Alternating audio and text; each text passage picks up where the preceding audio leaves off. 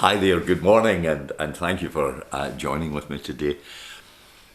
A woman and her gran were sitting out in the garden and they were discussing something. "It's just a waste of space," said the young woman. "You can never trust him." Gran was a pretty forgiving lady, and so eventually she said, "Yeah, you're probably right, but you know, Jesus loves him." "I'm not so sure of that," said the younger woman. "Oh yes," Gran said, "Jesus loves him." And then she paused for a second and added, "Of course, Jesus doesn't know him the way we know him." Well, maybe that's how Joseph's brothers felt about their young brother. He had a way of getting under their skin, and certainly his father didn't help, giving him that fancy coat. His brothers were mad when they saw him strutting around in it, full of himself. Then, of course, all these dreams he was having, and explaining the dreams, and especially the one where mum and dad and the whole family just bowed out to him. They'd had enough, and so they decided they would get rid of him. Him and his coat were eventually thrown down a hole. Eventually they sold him to some slave drivers and told Dad that he must have been killed by a wild animal. All that was left was the coat. Jacob was broken. His favourite son was dead.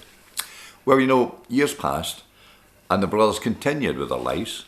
And actually, Joseph did all right. He worked hard, and his master treated him well. And eventually was thrown into prison for something that he just did not do. But he continued to have those dreams, and indeed, he gained a reputation for telling people what they meant. And that talent came in handy. Eventually got out of jail, and he landed a big government job. He predicted 7 good years and then 7 bad years, so he was given the job of planning. And the result was that when others were hungry, Egypt was doing okay. Well, one day a group of lads came by, searched for food, and Joseph recognised them. They did not recognise him, however, and you know the story. Initially, he accused them of being spies and asked them to come back with their younger brother. They did, and Joseph played a trick on them. He accused them of theft and placed a silver cup in Benjamin's sack. Now, the punishment for this theft being that Benjamin would have to stay in Egypt. The brothers pleaded with Joseph. It would kill their father. Joseph asked them to come closer, and the moment of truth was there, and he told them exactly who he was. How would you react? Not too many of us would react like Joseph, who forgave the brothers. Then Joseph poignantly, in one of the most faith-filled statements of the Bible, said it was all part of God's plan. He believed God was with him, and so he forgave them. Forgiveness is hard, isn't it? It's hard to forgive somebody who has wronged us. It's hard to break with the past, but that's exactly what Joseph did.